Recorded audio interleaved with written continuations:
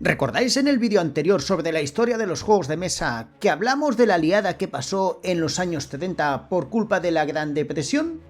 Pues poneos cómodos porque la que se viene ahora con un alemán que quería jugar a los Wargames pero en la vida real se va a quedar en nada. Y por supuesto, esto afectó al mundillo de los juegos de mesa, pero tranquilos que en estos años nos llegaron grandes títulos que todos habéis jugado alguna vez. Pero lo que pasó es que como las empresas estaban paradas o bien trabajando en otras cosas, la gente debía de buscarse la vida para poder jugar a los juegos.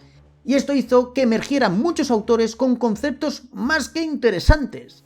En pocas palabras, es en esta década donde se empieza a reconocer más a los autores de juegos por encima de las mismísimas editoriales. Aunque a algunos, la verdad, conseguir este reconocimiento les llevó varios años de pelea. Este vídeo va entre los años 1940 y 1949. ¡Ay, los años 40! ¡Qué década tan animada vivió la humanidad!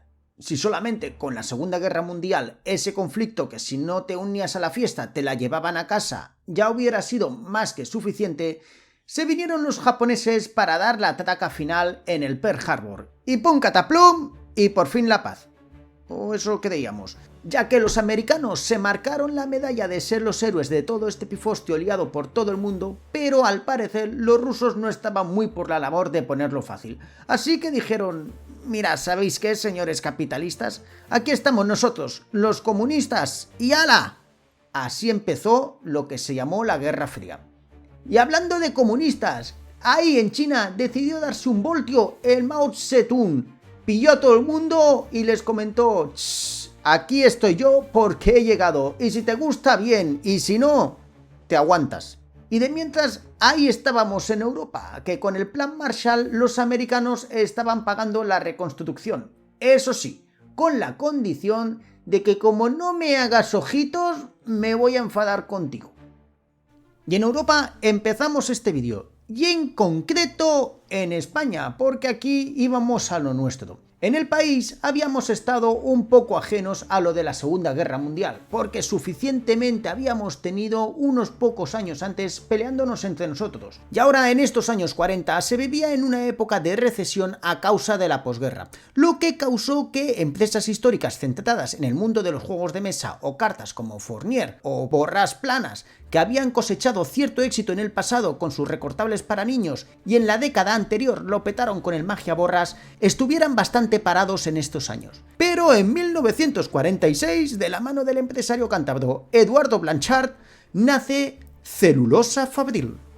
Esta empresa estaba dedicada a la fabricación de cápsulas de celulosa para tapones de botella. Y algunos estaréis diciendo, ¿y a mí qué me estás contando?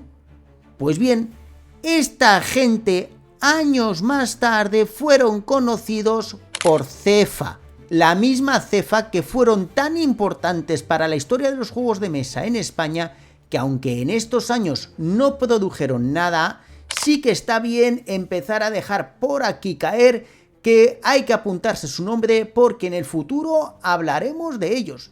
Y de los que también hablaremos, pero esto será un poco más adelante, es de Industrias Hyper. Otra empresa juguetera que se creó en Valencia en el 1945 y seguramente os estéis preguntando ¿y para qué me viene a mí hablar ahora de una empresa de juguetes? Pues bien, esto os lo digo porque Industrias Hyper marcaron un antes y un después en la historia de los juegos de mesa. Y sí, creo que los que son más viejos van a saber a lo que me refiero, así que ya sabéis, me lo ponéis en comentarios. Y si no sabes de lo que estoy hablando, pues prepárate, porque dentro de muy poco hablaremos de Industrias Hyper. Y ya fuera de España, en Alemania ya os podéis imaginar que la producción de los juegos de mesa no fue muy boyante, que se diga. Estas editoriales que antaño se dedicaban a la producción de juegos no les tocó otra que reconvertirse y empezar a editar según lo que se les mandaba desde el partido nazi. Algunas, como Spears Games, ya visteis en el vídeo anterior, no les tocó otra que salir por patas a Inglaterra y afincar en Londres la fábrica principal. Otras, como Ravensburger, tuvo que adaptarse a las restricciones impuestas por el gobierno nazi, y los materiales como el cartón y el papel se destinaron a lo que ellos llamaron por el bien del país, o sea, a lo que dijeran los nazis. Así que olvidaos de ver nada por parte de las editoriales durante este tiempo. Por cierto, ya que estamos en Alemania, tengo que hablar de la editorial Hausmann and Hott, que a finales de la década pasada y principios de esta cambió su nombre por Jumbo Spiel, y quizás si os pongo aquí el logo os suena un poco más, ¿verdad? Pues esta gente de Jumbo era una juguetera que una vez terminada la guerra fueron de las primeras empresas alemanas en patentar un juego de mesa, en concreto una versión del Steeplechase llamada Gründerspiel, en el 1948. Y el juego era lo que era, simple no, lo siguiente, pero con este juego Jumbo puso las bases de lo que sería la empresa para el mundo de los juegos de mesa en un futuro no muy lejano, pero de esto ya llegará su momento. Y no lejos de ahí, y más concretamente en los Países Bajos, se encontraba Jacques Johann Mogendorf, un comerciante de origen judío que durante la Segunda Guerra Mundial y para tener distraído a sus hijos, le dio por adaptar en la mesa de la cocina el juego de l'Attaque, del que ya hablamos en vídeos anteriores. Al parecer Jacques, entre que no recordaba las reglas del juego original y que aparte quiso poner un poco de su toque, hizo algunas modificaciones al juego que jugaba con sus niños. Entre ellas, pues por ejemplo, que hizo un tablero de 10×10 casillas. Además, incluyó unos lagos inaccesibles para los jugadores. También introduce un poco más de profundidad estratégica con piezas inamovibles como las bombas y una pieza específica que llamó el espía, que puede derrotar al rango más alto de todos, que era el mariscal. A más permite a los jugadores disponer a su antojo la colocación de las piezas al inicio de la partida. Y con todos estos cambios, que al fin y al cabo no era más que un ataque tuneado, sus familiares y amigos le animan a intentar comercializar el juego. Y Jake se pone manos a la obra hasta llegar a hacer un pacto con la empresa Van Perstin and Rupert Bosch. Y estos, un 20 de abril de 1942, registran el juego a nombre de ellos bajo el título de Stratego. Y quizás os estéis preguntando por qué no lo registró Jacques con su nombre. Pues esto fue porque Mogendorf era judío, y claro, un judío registrando cosas en su nombre no estaba muy bien visto en los Países Bajos ocupados por la Alemania nazi. Es por eso que fue la empresa la que lo hizo en su lugar. Y una vez finalizada la guerra, Mogendorf llegó a un pacto con la editorial Smith & Shippers y les vendió la licencia para poder distribuir el estratego en 1946. El juego tuvo muchísimo éxito. En el primer año se vendieron cerca de 15.000 juegos en toda Europa, un éxito teniendo en cuenta la situación económica que se vivía en ese momento. Y desde aquí os voy a hacer un spoiler de los muchos tantos que os voy a hacer en este vídeo. Preparaos que se viene un vídeo del estratego. Y continuamos y vamos a subir un poco más por el mapa de Europa hasta llegar a Dinamarca, porque el 26 de diciembre de 1942 aparece en el periódico Politiken un artículo firmado por Piet Hein, donde se detalla las reglas de un juego llamado Polygon, que según decía se podría jugar en un búnker para cuando los nazis nos ataquen.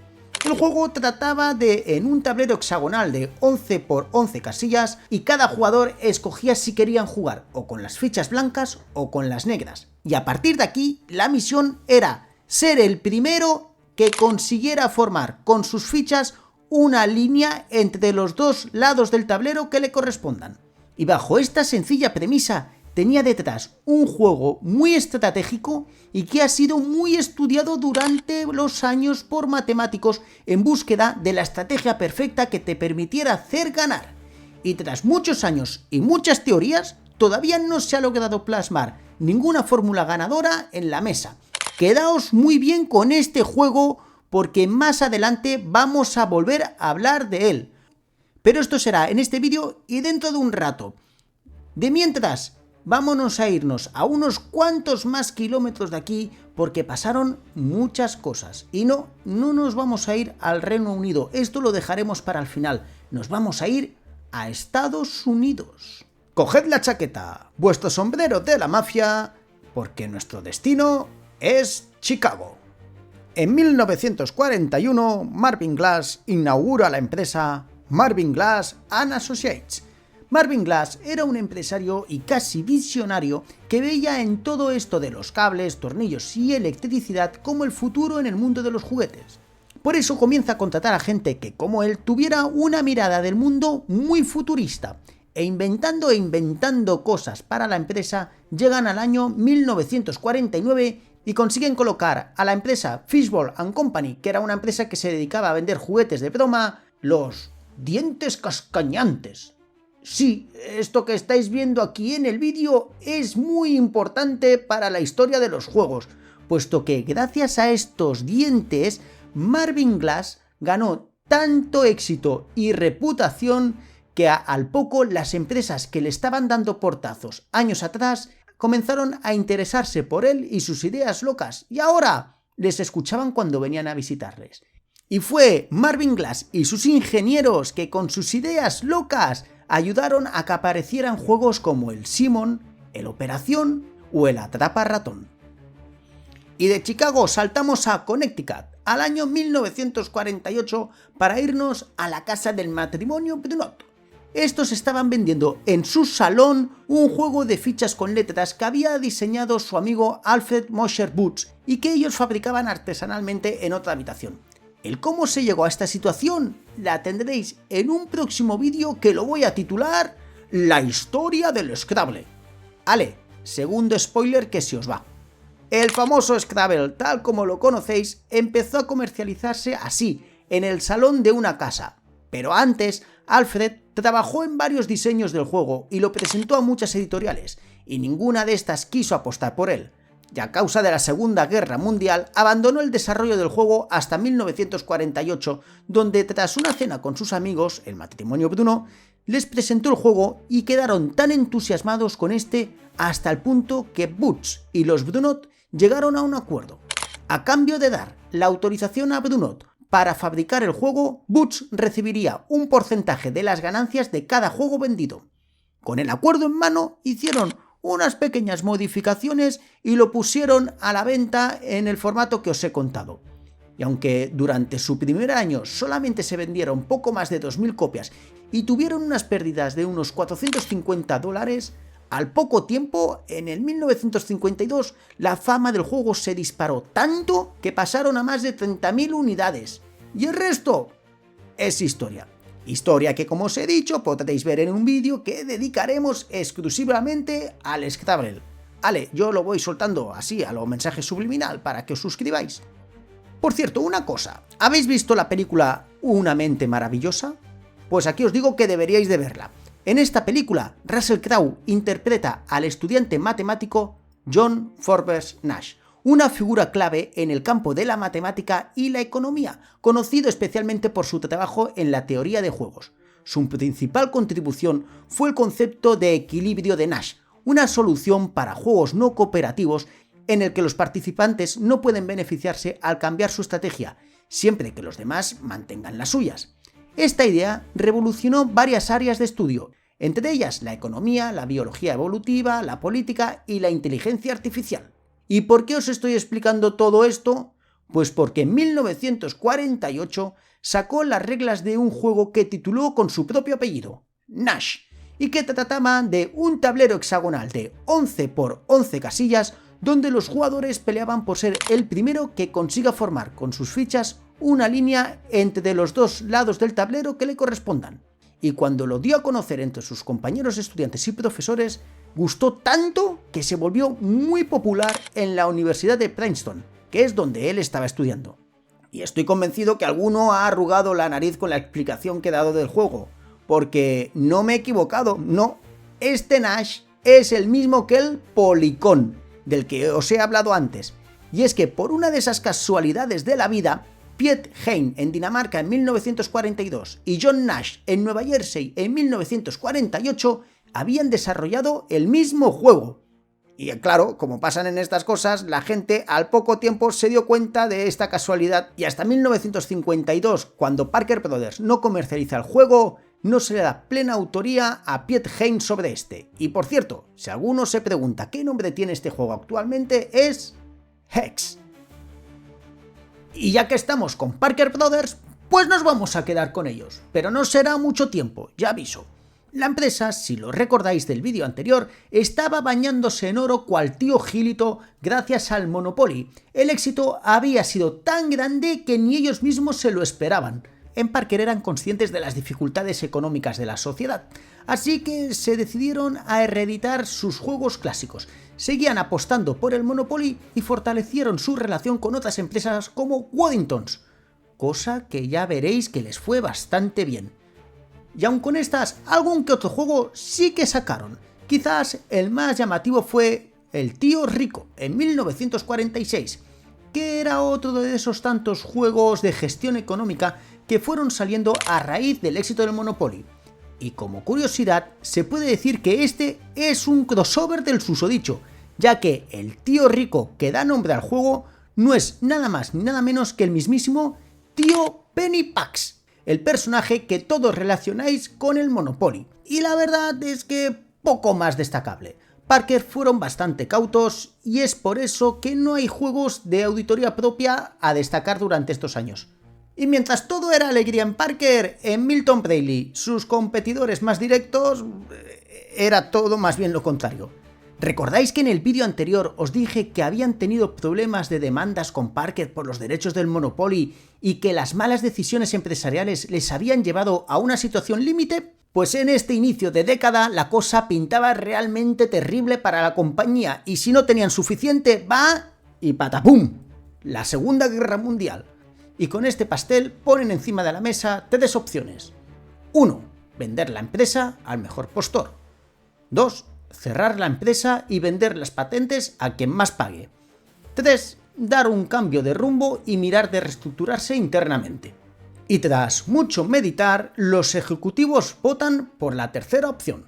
Con esto se ponen manos a la obra. La primera decisión del Consejo de Administración es que en 1941 le dan el mando de la presidencia a James Shea, un inversor de Springfield, y con él llegaron nuevos aires. Este enfocó en adaptar sus productos para una audiencia más moderna y diversificada, además de expandir sus catálogos de juegos educativos. La misión era reducir los costes y ser más viables, y locuras en el pasado donde se compraban licencias famosas para meterlas en juegos que eran aburridos, eso ya no volvería a pasar. Y un ejemplo de esto lo tenía en un caso que había pasado recientemente. En 1940, Milton Bradley había corrido para hacerse con los derechos de imagen de Superman, que había nacido en el 1938, y ya causaba furor entre la chavalería. Y con estos derechos, la empresa sacan The Adventure of Superman en el 1940, donde los jugadores tenían que hacer que Clark Kent llegara al periódico antes que sus rivales, mientras sorteábamos enemigos adoptando el papel de Superman. Y otro juego fue el Superman Speed del 1941, que no era más que una variación del juego de la escalera y la serpiente. Tanto uno como otro eran muy pobres tanto en reglas como en componentes. Y esto era el ejemplo que Shea no quería. Si se compraba una licencia importante, había que hacer con ella un juego que estuviera a la altura. Otra decisión que se adoptó fue la de reducir la cantidad de juegos nuevos que se sacaron. Ya bastaba de empezar a sacar juegos sin parar. No se tenía en cuenta la evaluación de costes y era inasumible la cantidad de juegos que estaban sacando. Así que se miraría por la rentabilidad de ellos. Y durante estos 10 años, Milton Bradley apenas sacó 40 títulos de autoría propia, una cifra muy baja comparada con años anteriores. Y aun con esas, pues fueron sacando nuevos juegos, pero no fue hasta el 1949 que no sacaron al mercado el Candyland. Este juego de mesa había sido diseñado por Eleanor Abbott, una maestra jubilada que sufría de polio y quiso sacar este juego para mantener entretenidos a los niños que sufrían su misma enfermedad. El juego era tan simple que no requiere lectura, ya que las cartas del juego utilizan símbolos y tiene unas habilidades mínimas de conteo. No implica ninguna estrategia, Solo hay que seguir las instrucciones. Era el juego ideal para los niños. Abbott presentó el juego a Milton Bradley animado por los niños del hospital y la empresa, tras probarlo, deciden sacarlo. Y al momento, Candyland se convirtió en el juego más vendido de Milton Bradley, superando a su anterior éxito de ventas Uncle Wiggily, que tanto dinero les había dado en el pasado. Y junto a las ventas de este juego y a las medidas de contención que había implementado Shea, Milton Bradley pudo volver a ser económicamente viable y así afrontar la próxima década con otros ojos. Y ya para finalizar con Milton Bradley, un dato súper importante, y es que como estaban con este tema del lavado de cara, dicen, oye, ¿sabes qué? Que el logo este clásico como que ya no mola, vamos a utilizar otro. Y es en ese momento, en el 1943, para ser más exactos, cuando aparece por primera vez el logo con las siglas MB, que hasta la fecha ha perdurado y todo el mundo ya relaciona con ellos. Y al fin toca viajar a Inglaterra, pero será para hablar del señor Peter Adolph. El bueno de Peter era un acérrimo fan del juego New Footy, inventado en 1929 por William Lane Craig. Este juego de fútbol era muy llamativo en ciertos lugares de Inglaterra y era básicamente una especie de juego de las chapas, pero con diseño de futbolistas hechos de cartón y encajados en una base de plomo ligeramente curvada, y los niños movían dichos personajes con los dedos para intentar meter la mayor cantidad de goles al rival. Peter Adolph era un gran fan de este juego, pero como tenía una mente de esas que no se pueden quedar quietas, poco a poco fue modificando su New Footy hasta que, sin darse cuenta, había desarrollado un juego que él creía que era prácticamente distinto. Y con esas se fue a la oficina de patentes, patentó el juego bajo el nombre de Subbuteo en 1946 y, aprovechando todo esto, sacó un par de anuncios en los periódicos locales anunciando el juego y pidiendo perras. A lo crowdfunding, vamos. Y un año más tarde, en 1947, ya se encontraba vendiendo el juego a lo autopublicado. Las primeras figuras eran de cartón plano recortado y se lo montó tan bien, pero tan bien, que el juego le funcionó. Bueno, ya os podéis imaginar cómo. Vamos, que me parece muy raro que no hayáis visto un Subbuteo en alguna de las tiendas de juegos de mesa o juguetes que hayáis solido visitar recientemente. Y atención que se viene otro spoiler. En nada toca vídeo de la historia del Subbuteo. Y antes de finalizar el vídeo lo haremos por todo lo grande, hablando de Waddingtons. En Inglaterra, los fabricantes como Chat Valley, Waddingtons y similares les pasó como lo que les pasó al resto de empresas europeas, que tuvieron que adaptarse a la situación bélica. Y tras el final de la Segunda Guerra Mundial, costó bastante volver a la normalidad. Chat Valley, sin ir muy lejos, no sacaron nada relevante en estos años. Spears Games, que ahora estaba sentada en Inglaterra, estaba tal cual, sin sacar nada. ¿Y Waddingtons? ¿Qué era de Waddingtons? Pues si lo recordáis de los vídeos anteriores, los de Leeds querían ser lo más de lo más en el mundo de los juegos de mesa en Europa y no iban a permitir que una simple guerra mundial les parara de su objetivo. Que por cierto, que Waddingtons también contribuyó en la victoria de las tropas aliadas en la Segunda Guerra, porque crearon una edición especial del Monopoly para los prisioneros retenidos por los alemanes, y dentro de estas ediciones especiales se escondían mapas, brújulas, dinero real y otros objetos útiles para que pudieran escapar. Y una vez finalizada la guerra, intentaron volver a la normalidad. Sobre todo hicieron fuerza en reeditar los éxitos de Parker por Europa. Y en esas estaban que un día aparece por las oficinas Jeffrey Bull, que años atrás había sacado con ellos el juego Buccaneer y había tenido cierto éxito. A Bull le acompañaba su amigo Anthony E. Pratt, y este traía debajo del brazo un prototipo de un juego que trataba de adaptar por un lado los libros de detectives y por otro una afición muy extendida entre la sociedad que eran los juegos de roles ocultos o de deducción. Estos juegos se solían celebrar en fiestas y cada uno de los invitados solían adoptar un papel de un personaje y debían de averiguar quién de ellos era el asesino. Anthony Pratt y su mujer eran unos amantes de estos juegos, y durante la guerra Pratt combinó su trabajo en la fábrica con el diseño de un juego, y cuando ya lo tenía todo listo, se lo enseñó a su amigo Jeffrey Bull, y este le dijo: «Para un momento, vente conmigo que te voy a presentar a los de Waddingtons porque esto hay que editarlo cuanto antes». Y ahí estaban Pratt y Bull con el prototipo en papel del juego Murder, porque sí, así se llamaba el juego, delante del director de la empresa, Norman Watson. Y este, cuando ve el juego, se enamora y le dice: «Señor mío, aquí tiene usted mucha chicha, pero habría que hacerle algunos cambios, que este nombre a mí me da que no va a vender mucho. Y aparte yo reduciría algunas cosas del juego». Y haciendo caso a Watson, hace esos cambios y en 1949 sale a la venta el Cluedo. ¿Y qué? ¿Queréis que os cuente la historia del Cluedo? Pues mira, sí, os la voy a contar. En concreto va a durar 31 minutos y 21 segundos, que es lo que dura el vídeo de la historia del Cluedo que podéis encontrar en este mismo canal y que podéis ver una vez finalizado este vídeo. Menudo dineral que hicieron los de Waddingtons con el Cluedo.